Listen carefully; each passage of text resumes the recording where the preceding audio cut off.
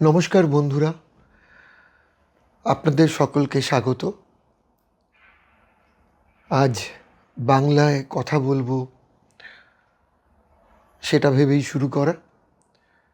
আসলে বহুদিন ধরে ভাবছিলাম বাংলায় বলবো, কারণ আমার বন্ধুরা প্রতিনিয়ত আমাকে বলে বাংলায় কথা বলতে, মাতৃভাষায় কথা বলতে কার না ভালো লাগে। কিন্তু কি হয়, যারা আমার পণ্যটা কেনে বা যারা আমাদের অর্গানাইজেশনের সাথে জুড়ে রয়েছে, আমাদের সংস্থার সাথে জড়িত, তারা অধিকাংশই বাংলা বোঝে না। কিন্তু বাঙালিরা সবাই বাংলা বা ইংরেজি দুটোই বুঝতে পারে। সে কথা ভেবেই আমার বাংলায় কথা বলা হয়ে ওঠে না, কিন্তু বারবার করে মনে হচ্ছিল যে কথা বলা দরকার। তো তার জন্যই বোধহয় একটা গৌরীচন্দ্রিকা করতে হলো।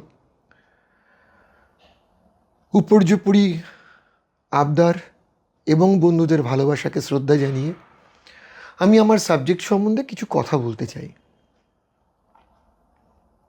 আমাকে বন্ধুরা বলে, তুই স্পষ্ট করে বুঝিয়ে বল তুই কি করিস। এটা একটা খুব বড় চ্যালেঞ্জ, কারণ আমি যে ফিল্ডে কাজ করি, যে প্রফেশনে আছি, এটা রেয়ার বললে ভুল হয়, এটা রেয়ার অফ দ্য রেয়ারেস্ট। এই সাবজেক্টে যখন আমার পথ চলা শুরু, সেই লগ্ন থেকেই, সেই সময় থেকে আমাকে অনেক রকম হার্ডেল ফেস করতে হয়েছে। কারণ রেফারেন্স পাওয়া বা সেটা নিয়ে পড়াশোনা করা, এর জায়গাটা যথাযথই একটু কম ছিল। তো প্র্যাকটিক্যাল এক্সপিরিয়েন্সের মধ্যে দিয়ে যতটুকু অগ্রগতি হওয়া, তার জন্য এর সময় আমার অনেক বেশি লেগেছে। আস্তে আস্তে অভিজ্ঞতা সঞ্চয়ের মধ্যে দিয়ে মানুষকে বা বিভিন্ন সংস্থাকে আরও বেশি ভালো পরিষেবা দেওয়ার চেষ্টা করা, সেখান থেকেই এগিয়ে চলা। কিন্তু সমস্যা হলো, এই সাবজেক্টটাকে কী করে এক কথায় বোঝাই। কারণ এর দুটো বা তিনটে বিশেষ দিক রয়েছে। এই প্রফেশনে একসাথে সবগুলো কেউ খুব একটা বেশি করে না। সবগুলো বলতে একটা সাইড হচ্ছে পরীক্ষা করা, ডিটেকশন, চেষ্টা করে দেখা, সেটা মানুষই হোক বা সংস্থাই হোক বা যে কোনো ক্রিটিক্যাল সমস্যা হোক, তার মূল কোথায় লুকিয়ে আছে, তার সিমটোম্যাটিক আউটকামটা কী, তার কি বাইরে দেখা যাচ্ছে সমস্যা হিসাবে, আর তার আর সেই সমস্যার সূত্রপাতটা কোথায়। তো এটা একটা দিক। আরেকটা দিক হচ্ছে সেটাকে কি করে সলভ করা যায়, সেই সমস্যাটাকে কি করে নিরাময় করা যায়। তো এই দুটো সাইড সম্পূর্ণ আলাদা। একটাকে ডাউজিং বা অ্যাস্ট্রোডাউজিংয়ের সাথে যোগ করা হয়। মূলত সেটাকে আমি রেডিয়েস্থেসিয়া বলি, বা রেডিয়েস্থেসিয়া এই শব্দটা দিয়ে এটাকে প্রকাশ করা যায়, যদিও এই ওয়ার্ডটা অনেকের কাছেই খুব একটা বেশি পপুলার নয়। এবং তার সাথে সাথে ডেফিনেটলি অ্যাস্ট্রোলজি, বাস্তু বা এই জাতীয় যেই অকাল্ট সাবজেক্টগুলো আছে, তাদেরও একটা সহযোগিতা দরকার হয় এই ডিটেকশনের ক্ষেত্রে। তার মধ্যে একটা বাড়তি যোগ হয়, যেখানে আমাদের জিওপ্যাথিক স্ট্রেসটাকেও আমাদের পরিমাপ করে দেখতে হয় কী অবস্থায় রয়েছে। জিওপ্যাথিক স্ট্রেস নিয়ে আমি আগেও অনেক কথা বলেছি। আমার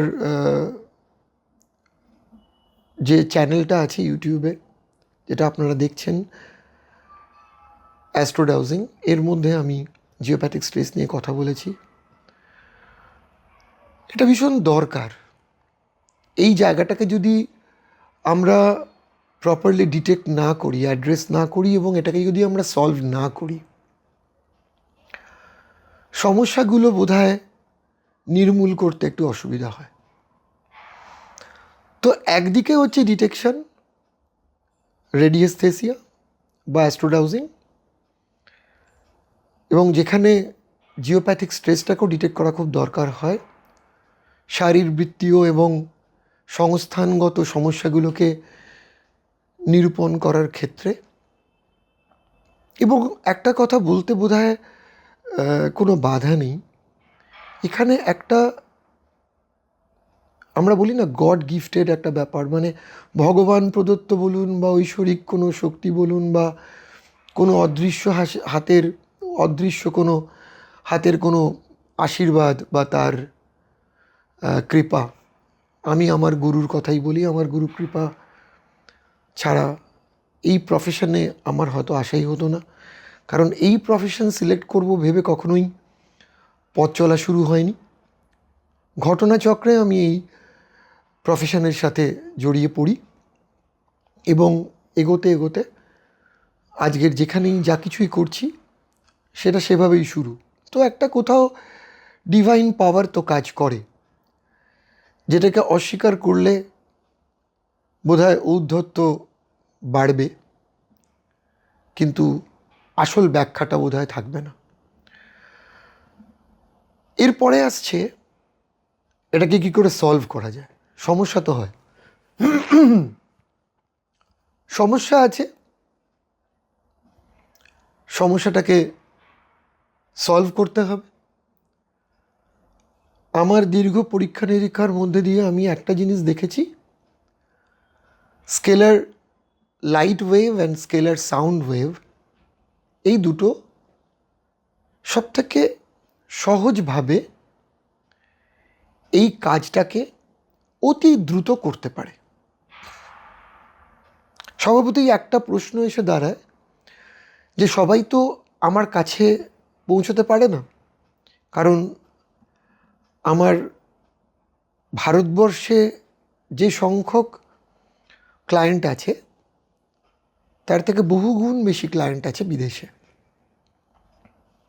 এবং আমার পরীক্ষা নিরীক্ষার ক্ষেত্রে এটা প্রায়োরিটি লিস্টে প্রথম ছিল, যেখানে এই সাবজেক্টটা আমাকে ইন্সপায়ার করে, যে একটা মানুষের ফটো বা ডিএনএ স্যাম্পল দিয়ে সেই মানুষটাকে যদি আমি কানেক্ট করতে পারি, আমি একটা জায়গার ম্যাপ নিয়ে যদি সেই জায়গাটা সম্বন্ধে একটা আইডিয়া পেতে পারি, এই কাজটা খুব একটা সহজ কাজ নয়, কিন্তু অসম্ভব নয়। দীর্ঘদিন ধরে যখন আমি এটা নিয়ে লড়াই করছি, অনেক ক্ষেত্রে সাফল্য যেমন পেয়েছি, কিছু ক্ষেত্রে ব্যর্থতাও এসছে। আর সেই ব্যর্থতাগুলো আমাকে আরও স্ট্রং করেছে, আমার ভুল ত্রুটিগুলোকে শুধরে নেওয়ার সুযোগ দিয়েছে। এইভাবেই আস্তে আস্তে এগোনো আর কোয়ান্টাম এন্ট্যাঙ্গলমেন্ট অ্যান্ড কোয়ান্টাম টেলিপোর্টেশনে চলে যাওয়া। একটা মানুষের ফটো দিয়ে সেই মানুষটাকে কানেক্ট করা, বা একটা মানুষের ডিএনএ দিয়ে সেই মানুষটাকে কানেক্ট করা, একটা জায়গার ম্যাপের ফটো বা সেই জায়গার ফটো থেকে সেই পরিবেশগত অবস্থা, সেটা সোশ্যাল স্ট্যাটাস হোক, পলিটিক্যাল স্ট্যাটাস হোক, ফিনান্সিয়াল স্ট্যাটাস হোক, তার একটা আইডিয়া করতে পারা, এটা সম্ভব, যেটা আমি করি, যার একটা সাকসেস রেট ভীষণ হাই। এবং তার জন্যই লোকেরা আমাকে দিয়ে কিছু কাজের দায়িত্ব দেয় এবং কাজটা করিয়ে নেওয়ার চেষ্টা করে আমার মাধ্যমে। এবং আমি দীর্ঘদিন ধরে এই কাজটা করছি, 2004 থেকে শুরু করেছি এবং 2013 থেকে আমি অনেক ক্রিটিক্যাল কেসগুলো করতে শুরু করি, যেগুলো ভীষণ চ্যালেঞ্জিং। 2004 থেকে যখন পরীক্ষামূলক আমি প্রয়োগ করি, তখন যে রেজাল্টগুলো পেতাম আমাকে বিস্মিত করতো। কিন্তু 2013 পরে যে ঘটনাগুলো ঘটতে লাগলো, সেগুলো আমাকে নিজেকে আরও বেশি কনফিডেন্ট করেছে যে আমি যে রাস্তায় হাঁটছি সেটা ঠিক। কিন্তু কোয়ান্টাম এন্ট্যাঙ্গলমেন্ট এবং কোয়ান্টাম টেলিপোর্টেশনে তখনও এতটা বেশি হই হই সোশ্যাল মিডিয়া হোক বা সামাজিক স্তরে এতটা হয়নি। এটা হয় 2022-এর একটা সময় শেষের দিকে, এবং এটা হওয়ার পরে আমি জনসমক্ষে বা পাবলিক প্ল্যাটফর্মে এসে আমার সাবজেক্টের কথা বলতে শুরু করি। কারণ আমার সাবজেক্টটা কোনো একটা জায়গায় এমন একটা সাউন্ড করে যেটাতে মনে হয় আমি হয়তো কোনো তন্ত্র মন্ত্র বা এই ধরনের কোনো কাজের মধ্যে দিয়ে একটা সাকসেস পাচ্ছি। এখানে আমার একটু অসুবিধা ছিল, কারণ আমি আধ্যাত্মিকতাকে বিশ্বাস করি, কিন্তু নিজে খুব একটা আধ্যাত্মিক নই, বা আমার পুজো আচ্চা করে কোনো সাকসেস পাওয়ার কোনো হিস্ট্রি আমার নেই। সেগুলোকে আমি বিশ্বাস করি না তা না, সম্পূর্ণ বিশ্বাস করি, কিন্তু আমার রাস্তাটা সেটা নয়, আমার চলার পথ একদমই সেটা নয়। তো একটা কোথাও না কোথাও আমার কোথাও একটা দ্বিধা দ্বন্দ্ব মনের মধ্যে কাজ করতো। কিন্তু অ্যাসপেক্ট, ক্লোজার এবং জেলিঙ্গার ওরা যখন কোয়ান্টাম এন্ট্যাঙ্গলমেন্টটাকে কাজ করে নোবেল প্রাইজ পেল, আমার তখন গর্বে বুকটা ভরে গেল। আমার মনে হলো যে এবার বোধহয় আমি কথা বলতে পারি। এবং তারপরে আমার সোশ্যাল প্ল্যাটফর্মে এসে কথা বলা শুরু করা এবং আমার সাবজেক্ট নিয়ে আরও বিস্তারিতভাবে বলা, লোকের কাছে যাওয়া, মানে কিছু সংস্থার কাছে যাওয়া, এবং আমার বন্ধুরা যারা আমার শুভানুধ্যায়ী তাদের মাধ্যমে কাজ পাওয়া। আমি অ্যাডভার্টাইজমেন্টের থ্রু দিয়ে কোনো কাজ পাইনি, বা আমি সেভাবে কখনো অ্যাডভার্টাইজমেন্ট করিও নি।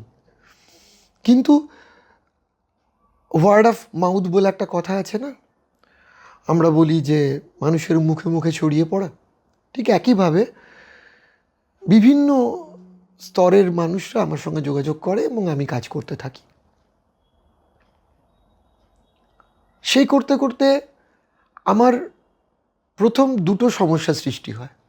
একটা হলো যে স্কেলার লাইট এই ব্যাপারটা যতটা তাড়াতাড়ি কাজ করা সম্ভব ততটাই ব্যয় সাপেক্ষ, এবং সেই ব্যয়টা সাধারণ মানুষের পক্ষে রিচ করাটা একটু ডিফিকাল্ট। আমি অনেক চেষ্টা করে সেই ব্যয়ের পরিমাণটাকে কিছু কিছু ক্ষেত্রে কম করবার চেষ্টা করেছি, কিন্তু সেটাকে যে খুব একটা বেশি সাকসেসফুল হতে পেরেছি সেক্ষেত্রে আমার মনে হয় না, আমি দাবি করতে পারি না। সেটাকে মাথায় রেখে একটা সুপার কম্পিউটার বা কোয়ান্টাম কম্পিউটারের একটা পরিকল্পনা মাথায় আছে, কিন্তু বামন হয়ে চাঁদে হাত দেওয়ার মতন সেই পরিকল্পনাটা বাস্তবায়িত করা খুবই ডিফিকাল্ট। অনেক অর্থের প্রয়োজন, তো যে জন্যই এটা মাথায় আছে। সেটা যদি কোনো দিন করতে পারি, খুবই কম পয়সায় সেই পরিষেবাটা মানুষের কাছে পৌঁছে দেওয়া যাবে। আমার কাছে তখন একটা মাত্রই রাস্তা তখন খালি থেকে গেল, সেটা হচ্ছে সাউন্ড ওয়েভ বা sound frequency, scalar sound wave and frequency. সেটা নিয়ে কাজ করতে শুরু করলাম, এবং আগে থেকেই করছিলাম। আমাদের একটা পুরো টিম আছে যারা সাউন্ড ফ্রিকোয়েন্সি রেকর্ড করে। আমার নিজের একটা স্টুডিও আছে বম্বে শহরে, এবং সেখানে অনেক প্রথিতযশা গুণী শিল্পীরা গান গেয়ে গেছেন। কিন্তু এই স্টুডিওটা বানাবার পিছনে মূলত কারণ ছিল এই স্কেলার সাউন্ড ফ্রিকোয়েন্সিটাকে রেকর্ড করা। আমার গুরুর নামে শ্রীরাম স্টুডিও, সেখানে প্রতিদিন আমরা এটা নিয়ে পরীক্ষা নিরীক্ষা করি এবং অনেক সাউন্ড আমরা রেকর্ডিং করি, প্রতিনিয়ত করে যাচ্ছি। করতে করতে আমাদের সাউন্ড ব্যাংকটা একটা বড় জায়গায় পৌঁছে গেল। তখন আমার মনে হলো বন্ধুদের সঙ্গে পরামর্শ করে একটা ওয়েবসাইট বা অ্যাপ যদি আমরা করতে পারি, আমরা মানুষের কাছে সহজে পৌঁছে যেতে পারবো। যথারীতি সেটাই করলাম। ওয়েবসাইট হলো healing-hospital.com। এটা মানুষের পরিষেবার জন্য। brainfriend.org, এটা হলো সংস্থা কেন্দ্রিক যারা আছেন তাদের জন্য।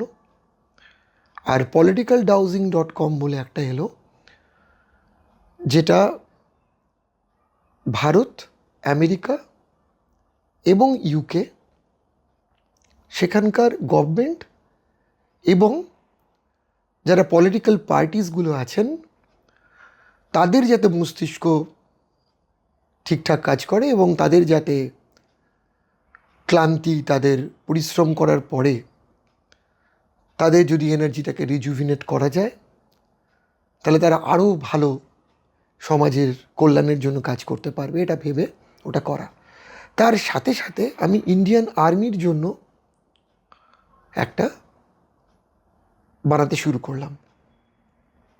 সেখানে ডেফিনেটলি বিএসএফ আছে বা সিআইএসএফ, যারা যারা এই আমাদের সংস্থাগুলো আছে, সেনাবাহিনীর, ইনফেন্ট্রি, নেভি, এয়ারফোর্স, সকলকে মাথায় রেখে ওটা শুরু হলো। ওটা এখনও অন এয়ার হয়নি, কিন্তু পলিটিক্যাল ডাউজিংয়ে ইন্ডিয়া, ইউকে অ্যান্ড ইউএস এই তিনটেরই আমরা গভর্নমেন্ট সেক্টর এবং পলিটিক্যাল পার্টিসদের জন্য অলরেডি করেছি। আমরা যতই পলিটিক্যাল পার্টিসগুলো সম্বন্ধে গালমন্দ করি বা তাদেরকে নিয়ে তীক্ষ্ণ সমালোচনা করি না কেন, পলিটিক্যাল পার্সোনালিটিসগুলো ভীষণ ইম্পর্ট্যান্ট আমাদের জন্য। এই ব্যক্তিত্বগুলো যদি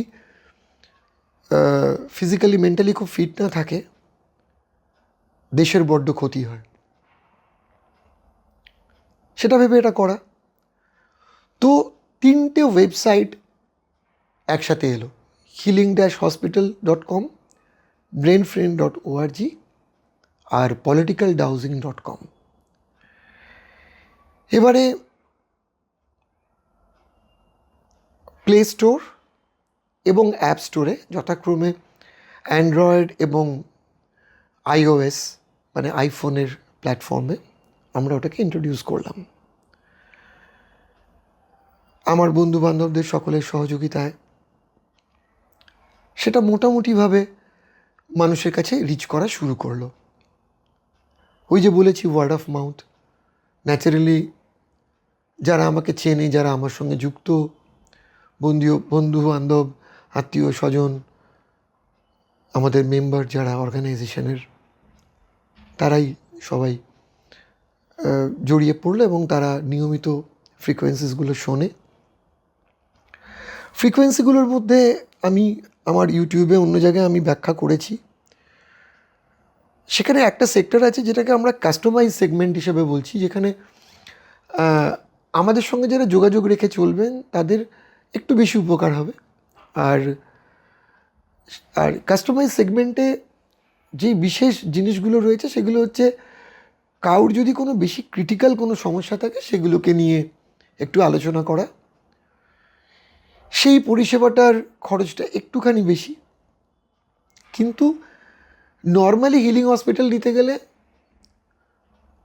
ওই 9,900 বা 10,000 টাকা মতন বছরে পড়ে। আমি সকলকে রিকোয়েস্ট করবো পুরোটাই এতে আপনারা যদি নেন, সেখানে অনেকগুলো সুবিধা পাওয়া যায়। আমি আমার পণ্যটাকে বিক্রি করাবার জন্য এই কথাগুলো বলছি না, আমি বলছি সুবিধার কথাটা। যেমন জেনারিক ফ্রিকোয়েন্সি রয়েছে বা ফ্রিকোয়েন্টলি ইউজ ফ্রিকোয়েন্সি আছে, বা ভাইটাল অর্গান ডিসঅর্ডারগুলো আছে, টিউন ইউর সেলফ আছে, পেটস সেকশন আছে, এরকম অনেকগুলো সেকশন আছে যেখানে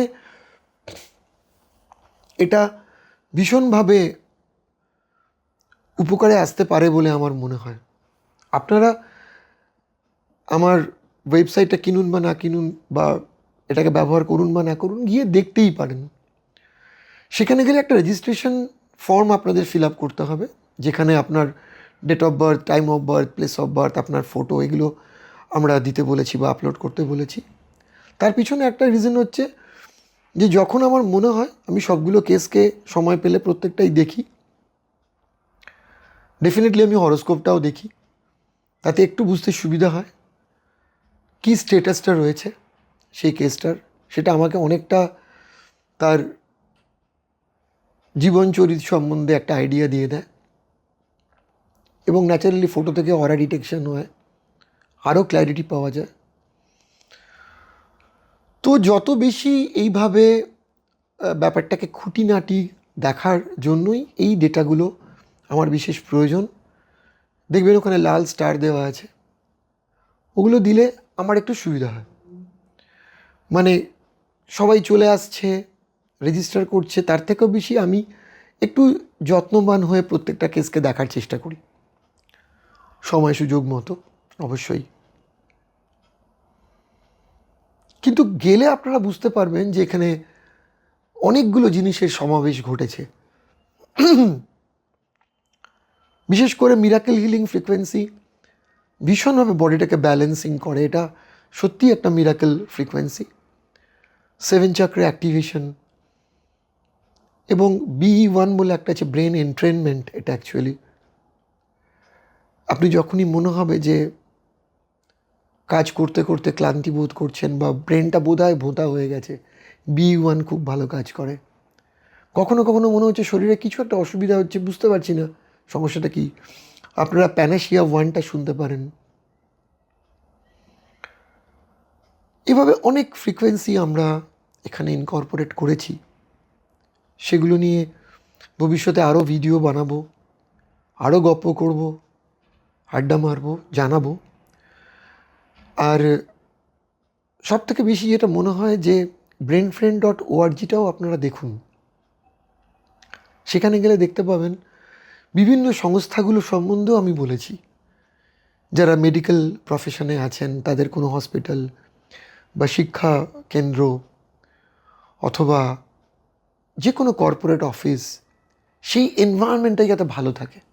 আমরা অনেকটা সময় আমরা কর্মক্ষেত্রে কাটাই, তো সেই জায়গাটা যদি খুব কমফোর্টেবল না হয়, তাহলে বোধহয় সমস্যা হয়। সেটাকে মাথায় রেখে এগুলো বানানো। আর হিলিং হসপিটালের মধ্যেও এমন অনেক ফ্রিকোয়েন্সি আছে যেগুলো মানে মানুষকে ভীষণভাবে প্রয়োজন। ব্রেনটাকে ঠিক রাখা, যেমন স্লিপিং একটা খুব বড় মেডিসিন বলে আমি মনে করি। স্লিপিং সেগমেন্ট আছে, হেডেক সেগমেন্ট আছে, সেপারেটলি ব্রেন, হার্ট, প্রত্যেকটা অঙ্গ প্রত্যঙ্গের উপরে যেগুলো ইম্পর্ট্যান্ট। কিছু কিছু ডিজিজ বা ডিসঅর্ডার আছে। একটা কথা বলে রাখা ভালো যে হিলিং কিন্তু ট্রিটমেন্টের পরিপূরক নয়। আপনি যে কোনো ট্রিটমেন্ট যাই করুন না কেন, সেটার গুরুত্ব সর্বাগ্রে। সেটা অ্যালোপ্যাথি হোক, হোমিওপ্যাথি হোক, আয়ুর্বেদ হোক, যে কোনো ট্রিটমেন্ট আপনি করুন, তার সাথে হিলিংয়ের কোনো বিরোধ নেই। বরং হিলিং সেই ট্রিটমেন্টটার কাজটাকে একটু সাপোর্ট করে। বাংলা ভাষায় বলতে গেলে সেটার উপশম করতে ত্বরান্বিত করে। তো সেই ব্যাপারটা থেকেই আমার হিলিংয়ের যে জায়গাটা, সেটাকে পপুলার করার চেষ্টা করা, আপনাদের কাছে পর্যন্ত পৌঁছে দেওয়া। বাংলা ভাষায় বললে বাঙালিদের বুঝতে সুবিধা হয়, এবং আমার আত্মীয় স্বজন, বন্ধুবান্ধব অনেকেই বাঙালি। তাই চেষ্টা করলাম যে আমার সাবজেক্টটা নিয়ে একটু বিস্তারিতভাবে বলতে। অনেকটা সময় হয়তো গেল, কিন্তু কথা দিচ্ছি আবারও বাংলাতেই বলবো। সাবজেক্টটা অনেক বড়, অনেক বিশাল, অনেক ভাস্ট। সংক্ষেপে বলাটা একটু কঠিন, সহজ করে বলাটা আরও কঠিন। চেষ্টা করলাম, বাকিটুকু আপনারাই জানেন কতটুকু সফল হতে পেরেছি। আপনারা যদি শোনেন কৃতজ্ঞ হব এবং কৃতার্থ থাকব। আর আপনাদের মূল্যবান যদি কোনো সাজেশন থাকে, আপনাদের মতামতের অপেক্ষায় থাকব।